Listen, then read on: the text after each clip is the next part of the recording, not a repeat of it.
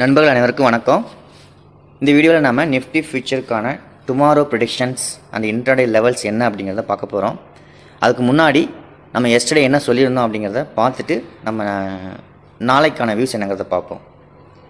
So நம்ம என்ன சொல்லியிருந்தோம் அப்படின்னு பார்த்தீங்கன்னா, bullish harami pattern bearish harami pattern ஃபார்மேஷனில் இருந்திருக்கு அப்படின்ட்டு. ஸோ இந்த ஹைக்கு மேலே மார்க்கெட் ஓப்பன் ஆகி ட்ரேட் ஆக ஆரம்பிச்சிது அப்படின்னா நல்ல ஒரு புல் மூவ் போகும் நம்ம சொல்லியிருந்தோம். அது மட்டும் இல்லை, அதோட பிரேக் ஆகிட்டு ஃபெயில்டு ஆகக்கூடாதுன்னு நம்ம சொல்லியிருந்தோம். ஸோ இந்த 3 கேண்டிலும் பார்த்தீங்கன்னா நல்ல ஒரு அழகான ஒரு ஃபெயில்டு ஆயிருந்திருக்கு. பட் ஆனால் நமக்கு இந்த ஏரியாவில் சின்ன ப்ரைஸ் ஆக்ஷன் பிரேக் ஆகிருந்தால் நம்ம இங்கே என்ட்ரி ஆகிருப்போம். பட்டு பேட் லக், நம்ம அங்கே நமக்கு ப்ரைஸ் ஆக்ஷன் கொடுக்கல.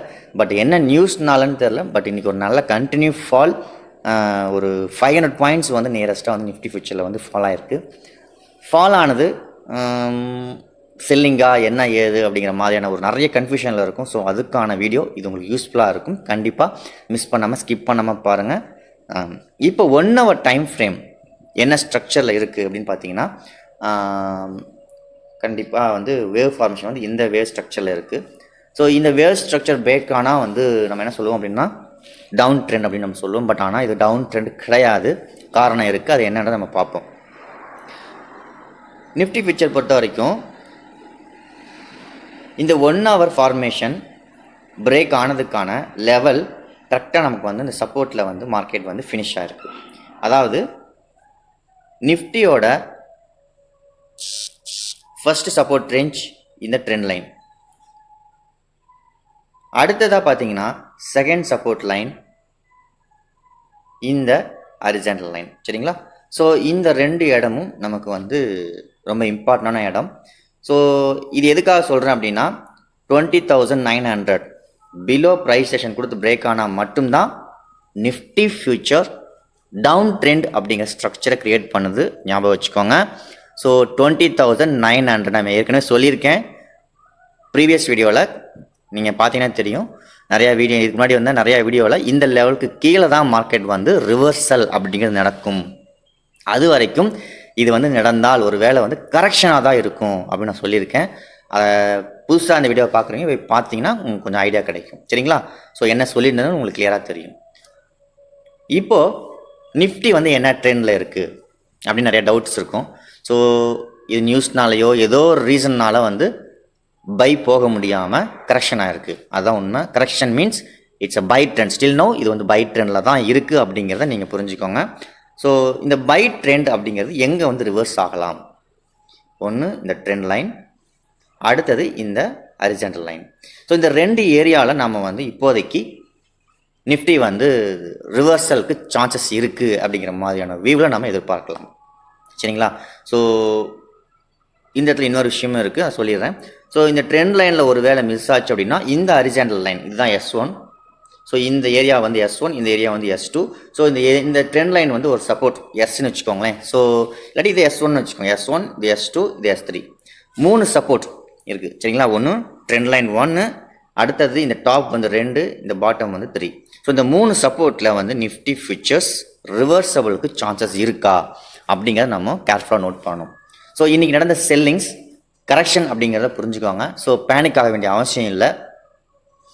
மேபி நாளைக்கு நிஃப்டி எக்ஸ்பிரி ஒன்று இந்த ஏரியாவில் ப்ரைஸ் செஷன் கொடுத்து பிரேக் ஆகிடுச்சு அப்படின்னா நமக்கு எகெயின் இங்கே ஒரு ஃபால் எதிர்பார்க்கலாம் அப் டு 20,900.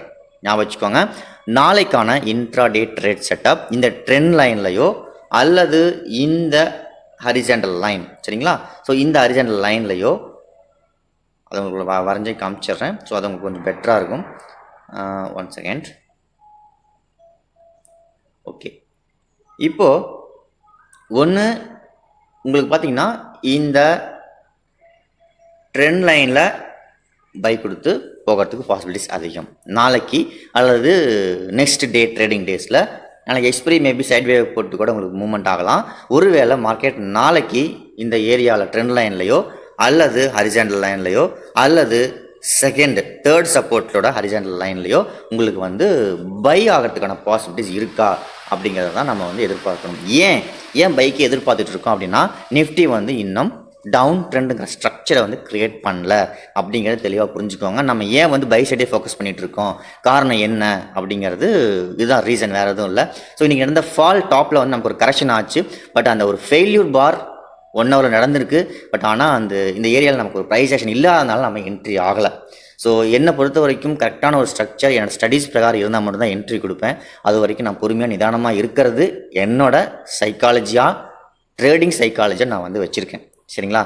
ஸோ நம்ம பண்ண வேண்டியதெல்லாம் என்னென்னு பார்த்தீங்கன்னா, மார்க்கெட் தன்னோட வேலையை செய்யறதுக்கு விடணும்.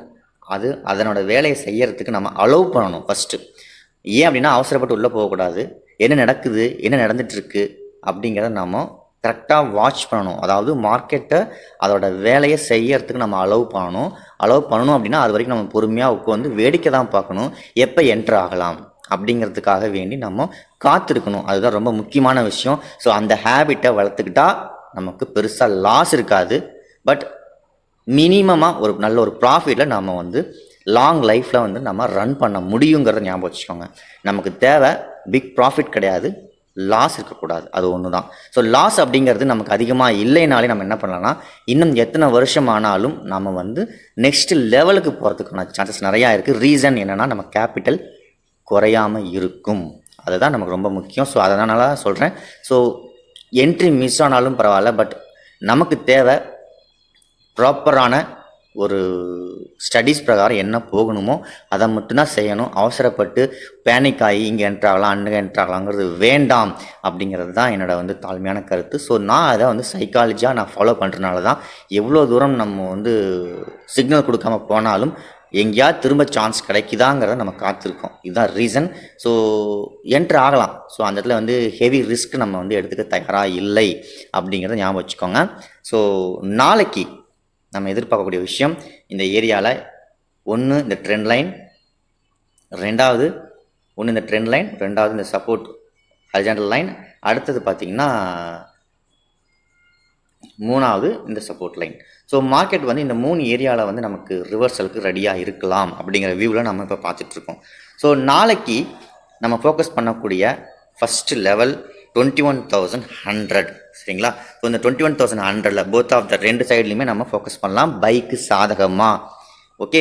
ஸோ ஒருவேளை பை நடக்கல, நாளைக்கு மார்க்கெட் என்ன பண்ணலாம் பார்த்தீங்கன்னா, இந்த ஏரியாவில் ஒன்று இந்த ட்ரெண்ட் லைன்லேயோ அல்லது ஹரிசாண்டல் லைன்லேயோ நமக்கு ப்ரைஸ் ஆக்ஷன் நடந்து பிரேக் ஆகிடுச்சு அப்படின்னா, எய்தர் இந்த ட்ரெண்ட் லைன்லேயோ அல்லது இந்த ஹரிசாண்டல் லைன்லேயோ எனி ஒன் ஆஃப் த லைனில் வந்து ப்ரைஸ் ஆக்ஷன் டவுன் சைடுக்கு சாதகமாக பிரேக் ஆச்சு அப்படின்னா, நம்ம நெக்ஸ்ட்டாக நம்ம எதிர்பார்க்கக்கூடிய இடம் 20,900க்கு மார்க்கெட் டெஃபினட்டாக வரதுக்கு பாசிபிலிட்டிஸ் அதிகம்.